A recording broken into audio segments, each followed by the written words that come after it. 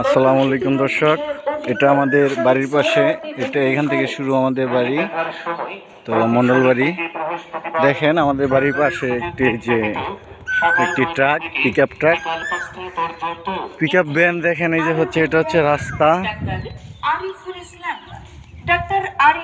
মাথায় ধরে না, উনি কিভাবে এই জায়গা থেকে গাড়িটা এই খেতে নামাই দিল, মাথায় ধরতেছে না আমার।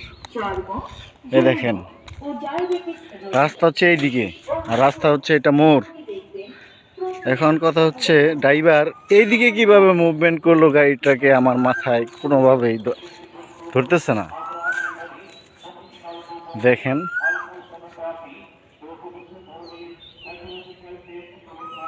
দেখছেন, খেতে নামাই দিছে গাড়িটা। ঘুম থেকে উঠে আইসাই দেখি এই অবস্থা বাড়ির সামনে। ভাইজান, আমার তো মাথায় ধরতেছে না, ড্রাইভার এটা কেমনি কি করলো? আমার তো মনে হয় সে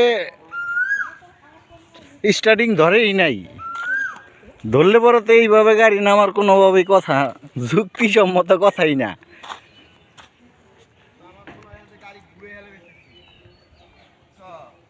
ঘুরেতে গেল গাড়ি পড়বে না তো।